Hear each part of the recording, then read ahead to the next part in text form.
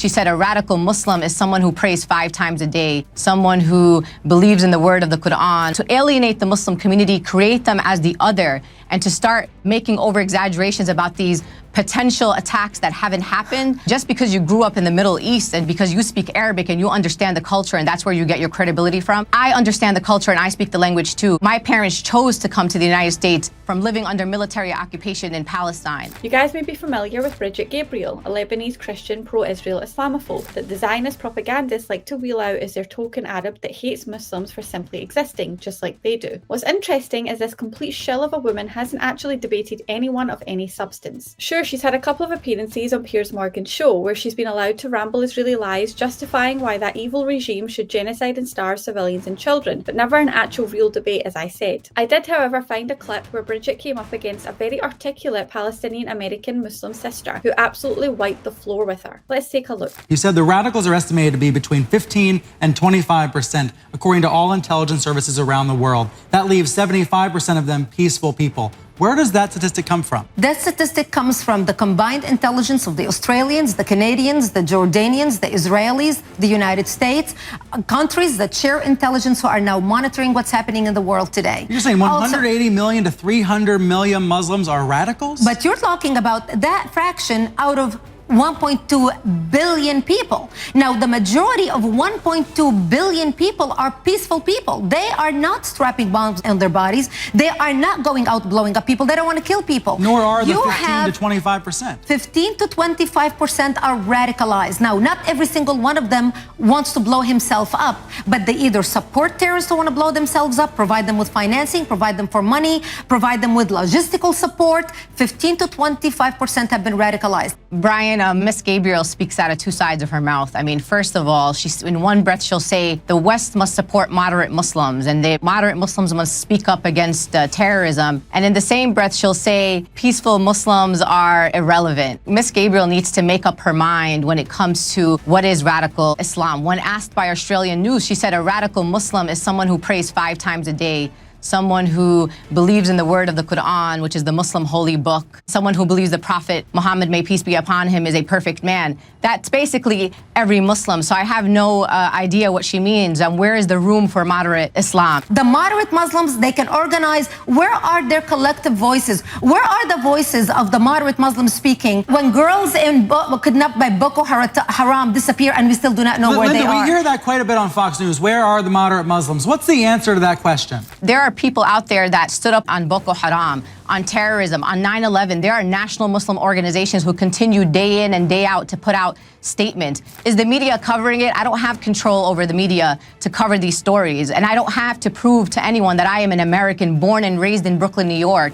And my parents chose to come to the United States from living under military occupation in Palestine. There has been a study after study of the material that have been found in different mosques across the country, research after research, and these are factual research that have been presented to our government. Do you do terrorism? Are you a terrorism analyst on terrorism in general? What about the Las Vegas shooting, the manifestos, the Oak Creek shooting where white supremacists walked into a Gurdwara and killed 6 people? Terrorists are terrorists. Terrorists are terrorists. Well, I immigrated to the United States and I continued having the Middle East as my focus. And that's what I talk about. Brigitte claimed to be a terrorism analyst. However, when pressed by the sister on why she only focuses on Muslims and not Christians who shoot up schools and places of worship in the US, Brigitte snitched on herself by revealing she strictly limits her analysis to the Middle East, basically admitting to her bias and bigotry. Because if she was truly focused on the Middle East without an anti-Islam agenda, how could she miss the biggest extremist regime in the region, which is the Zionist Israeli government and the IDF? As the sister pointed out, the Western media deliberately don't report on this because they have an anti-Islam agenda. And we can trace this all back to Israeli propaganda, as the majority of the owners of these mainstream media companies are staunch Zionists. What's ironic is that Sister Linda was born in America after her parents managed to escape the actual extremism of the Israelis who occupied her homeland of Palestine. And Brigitte migrated to the US from Lebanon after Israel fueled Muslim and Christian tensions there, on top of invading and committing massacres. But of course, Brigitte refuses to speak about that. As Sister Linda stated, Brigitte poses as a token shill, feigning credibility due to being able to speak Arabic whilst peddling anti-Muslim propaganda. Brigitte talked about studies to back up her Islamophobic claims, but failed to name even one of these so-called studies. But that's the tactics these Zionists use. They make wild claims with no actual evidence to back them up. Even the CNN host was shocked by Brigitte's level of discrimination, calling her out as a fraud for targeting only Muslims when Christians have also committed horrific acts of extremism. And in response, Brigitte folded like a cheap suit. Let's watch the next clip. Linda, do you feel there are specific examples of times where the media has fanned the flames of misunderstanding about Islam? Absolutely. I mean, let's look at the Boston bombing. The first front page story came out on the New York Post of two young Algerian boys with book bags, calling them the bagmen. Immediately when an incident happens in this country that includes someone who just happens to be of an Arab country of origin or Muslim, we immediately start talking about terrorism and domestic terrorism. And when we have the same cases, similar cases, shootings almost every week in this country where dozens of people are being killed at the hands of guns and lax gun control, I'm more worried about getting shot by a gun or by a shooter in the US than I am from a terrorist attack. The media oftentimes, including Fox News in particular, who actually does hit series on people like me for standing up and speaking my mind and practicing my American patriotism, the media does play a role in this, but it also gives, again, the platform to people who are pseudo-experts. And just because you grew up in the Middle East and just because you supposedly lived under a war, doesn't make you a terrorism analyst. There are people who have extensive training in this area and at the same time can talk about very fringe Islamic terrorism without talking about Islam as a religion being a threat. The fastest growing religion in the country. And what Ms. Gabriel and her friends don't say is that many of the foiled plots that in this country have been foiled by information that came directly from the community, in some cases even the immediate family members of those who were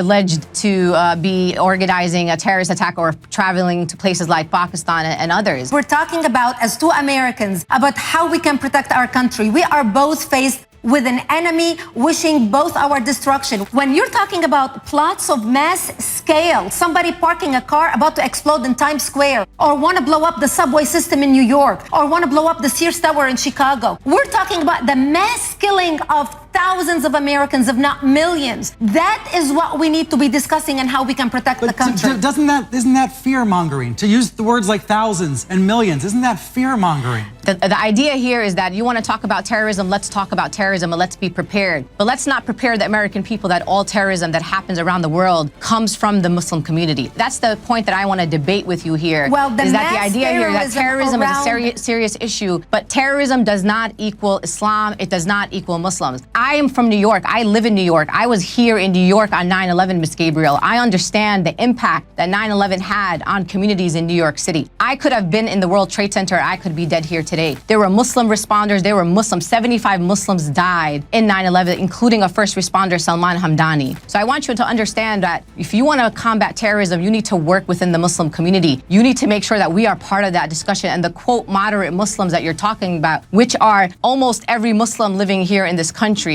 need to be part of this discussion. But to alienate the Muslim community, create them as the other, and to start making over exaggerations about these potential attacks that haven't happened is not the way that you combat terrorism in any country. Sister Linda gave numerous examples of how the mainstream media are quick to label any incidents involving Muslims as extremism, but when people from other backgrounds and faiths do similar things, they report on it differently, which again is blatant discrimination. As the sister said, the US has a bigger problem with domestic extremism in the form of school shootings than they do with so-called Muslim extremism, with the perpetrators being either atheists or Christians like Brigitte, with hundreds of schools being targeted for many decades now. Well done to the sister for calling Brigitte out for being the fake pseudo-analyst that she is. Sister Linda correctly stated that just because Brigitte is from Lebanon, it doesn't make her an expert on extremism, because real experts don't limit themselves to targeting one religious group, and instead analyse data from every group to come up with clear and accurate conclusions. As Sister Linda said, Muslims have not only reported acts of extremism to the authorities, they have also been the victims in attacks such as 9/11, as well as emergency service workers rescuing injured Americans. And let's be honest, many Americans and non-Muslims also believe that Muslim extremists were not behind 9/11. 9/11, but instead that it was a false flag event conducted by Israel in order to drag America into a war with Iraq on their behalf. I liked how Sister Linda laughed in Brigitte's face when she falsely claimed that Muslims are responsible for the mass killing of millions of Americans. Not only is that completely fabricated claim, it's totally hypocritical, because if we just look at the US invasion of Iraq, the figures show that it is in fact the Americans that are responsible for the deaths of millions of Muslims, not the other way around. Even the CNN host was flabbergasted by Brigitte's lies, accusing her of fear-mongering. As the sister said, we should be discussing extremism across the board with the aim of eradicating it, instead of pretending it's a Muslim-only issue.